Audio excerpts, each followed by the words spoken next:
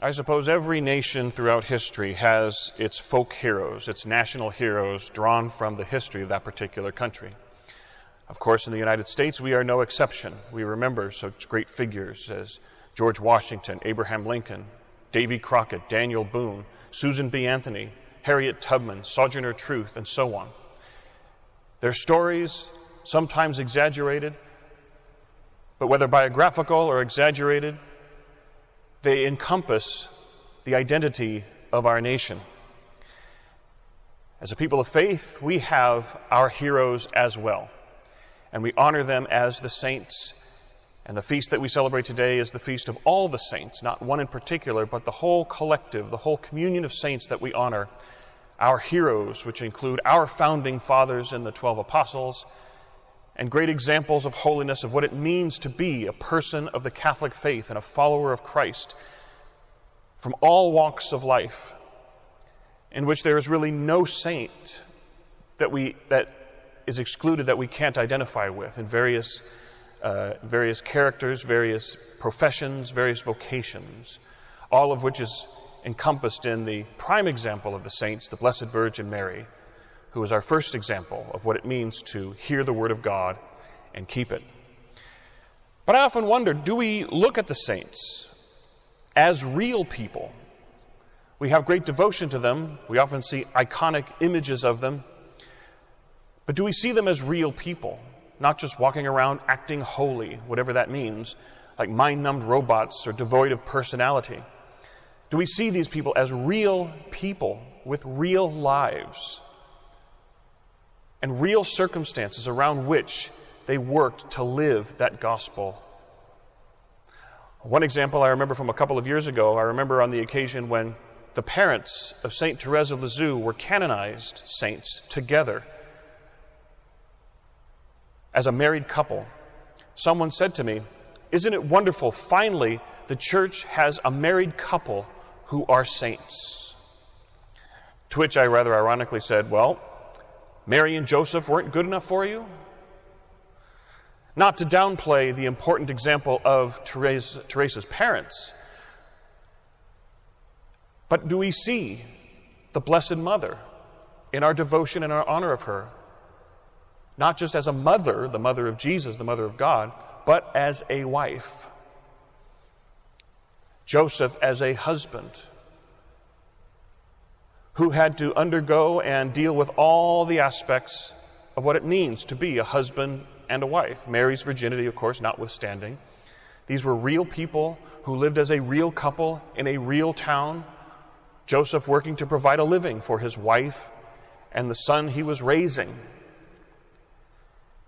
And while we think of the 7 sorrows of Mary with regard to her interaction with her son and her role as mother and disciple, have we ever thought of maybe an unofficial sorrow of the Blessed Virgin Mary when she mourned the death of her husband, Joseph, when she became a widow, losing the person she dedicated her life to as a wife? A real person who we are called to relate to as a holy person, an example of that holiness. And we see other examples of real people throughout the history of the saints. And there's nothing more real than the interaction some of them had with one another, the most important interactions being those of the 12 apostles.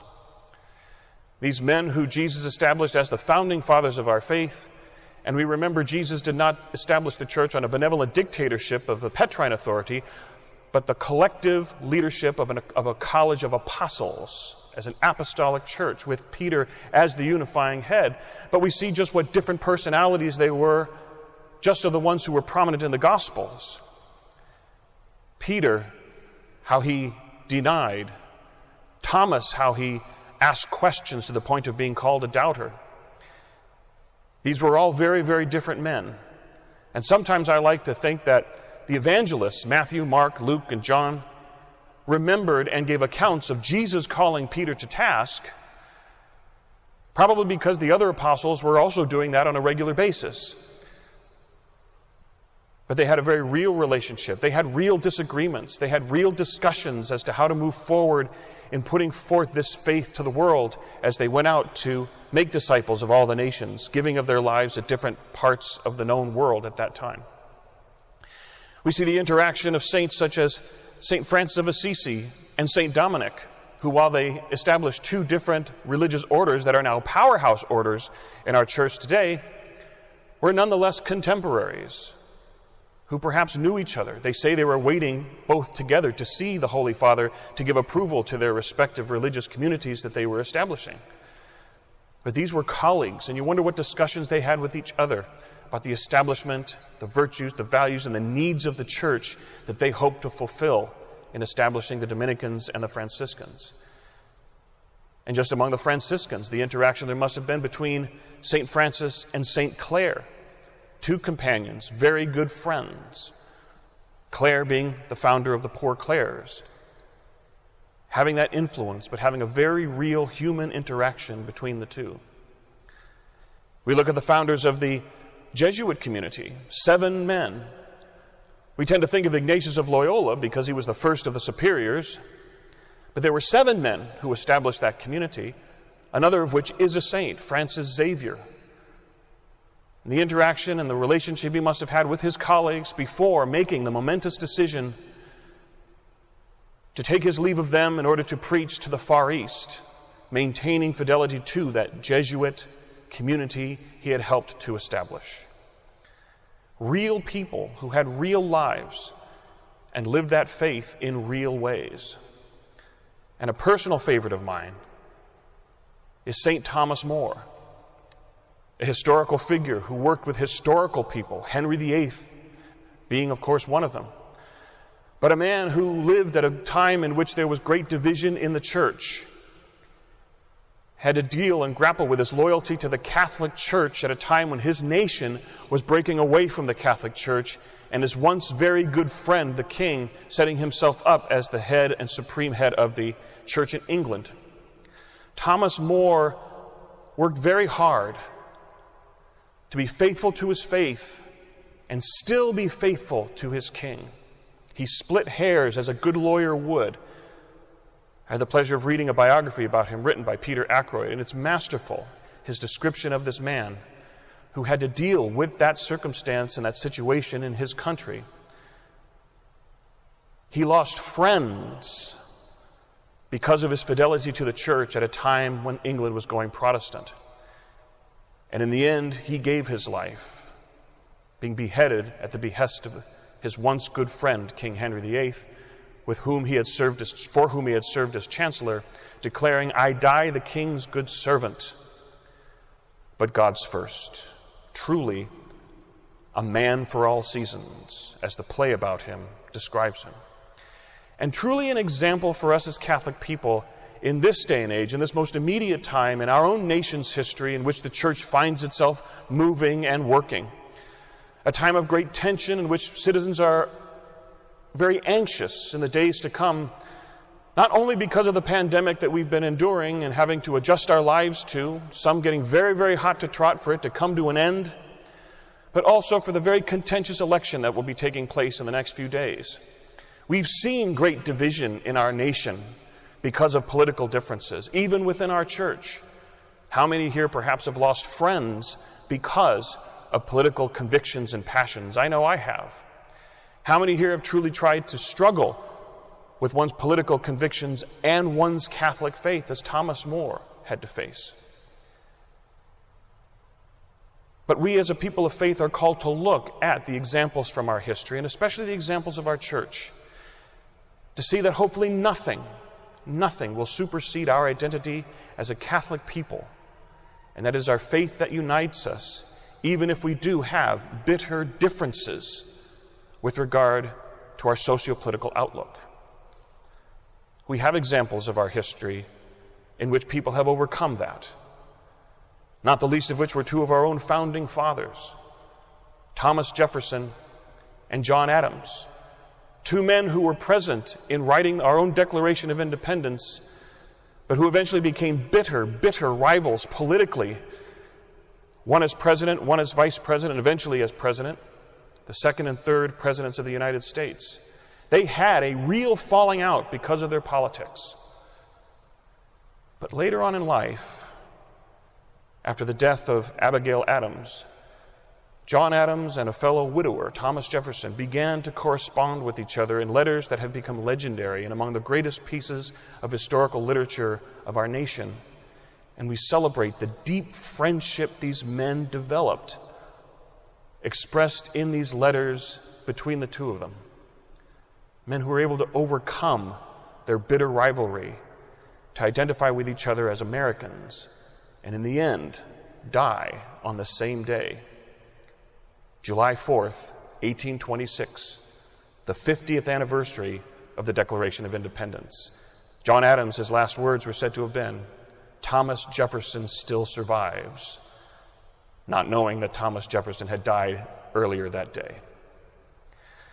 Another example we see just from our most recent time in history, between two Supreme Court justices on opposite ends of the political and legal spectrum, the very liberal and recently late Ruth Bader Ginsburg and the very conservative Antonin Scalia.